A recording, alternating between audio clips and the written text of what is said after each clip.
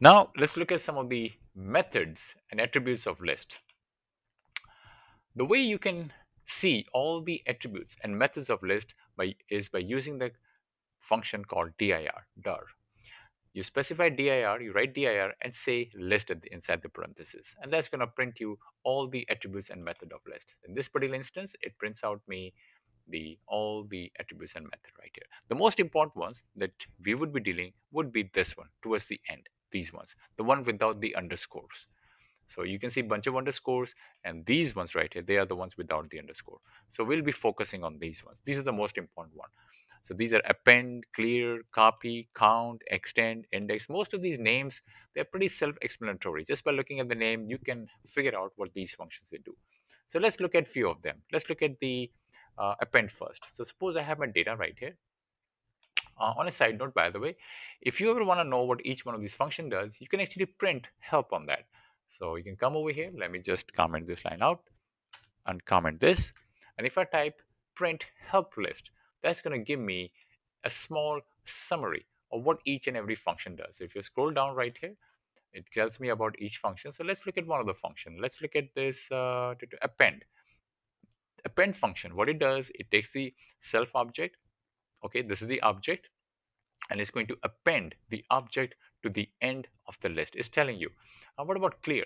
It's going to remove all the elements from the list. What about copy? It's going to create a shallow copy of the list. So basically, help, what it does, it tells you. Let me just, yeah. What help does is going to present, is going to give you the attributes and methods of the list, and also give you a little short help on what exactly each one of them does. All right, let's run this. Okay, so let's look at few of them. Let's start with append, which would be this right here. So if append, we just saw, it basically adds, it appends an element at the end. So this is my data. I'm printing the data. I'm appending a number to that, which is 17, and 17 is going to go at the end. And then I'm printing the data again. And as you can see, after I appended 17 to that, it got appended towards the end. What about insert? Insert actually inserts an element based on the index. So in this case, this is my data right here. I'm printing my data. In this case, I'm inserting element 99 at index 3. So this is my 0, 1, 2, 3. It's going to insert over there. And this is going to, when it inserts the number over there, your 40 and 50, they get shifted towards the right hand side. They get moved towards the right hand side.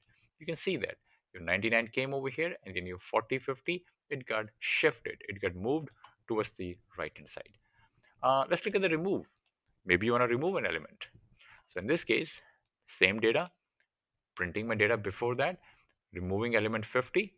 Now this one is going to work on the actual element. It's going to try to find the 50 over there, and it's going to try to remove that. Now as you can see, there are two 50s. There's this 50 and there's this 50.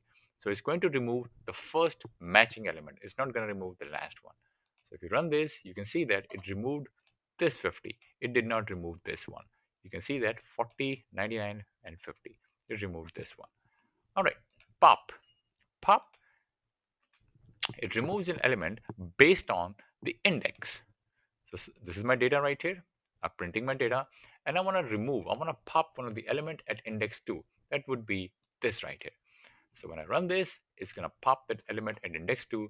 30 is gone. Okay, this is because this is the element at index 2. Uh, Maybe you want to find the element at an index. So you can find that, you can find the index of an element by using index inbuilt method. So in this case, let's say this is my data right here, and I want to know where exactly the element 30 is. I want to know the index of that. So you can say data.index, and that's going to return the index, and then you print out the index right here. When I run this, it prints out the index as 2. So in this case, 30 is located over here. Now, if you look over here, there's 30 over here too, but it is only going to return the first matching index. It is not going to return this one. Count. Count in this case, it counts how many times a number is present. So for example, let's say this is my data right here. I want to know all the count of 60. Tell me how many 60s are present. Well, in this case, it's gonna return me the count, and then I'm printing the count. So when you run this, the first count gives me 3. There are 360s 1, 2, 3. What if you try to access an element that does not exist? What about 999? Well, in this case, it's going to return 0. Count is 0 because there is no 999. Sorting. You can also sort an element. Very useful function. So occasionally, you have to sort a number. So let's say this is your list of numbers right here. So I'm printing the number before the sorting, and I'm sorting my data right here. I'm calling this inbuilt method dot sort. That's going to sort it, and then I print the number after the sorting. And as you can see, it has sorted the numbers from smaller all the way up to higher number, minus 6, 5, 10, 17, 20, and so on and so forth. This is after the sorting.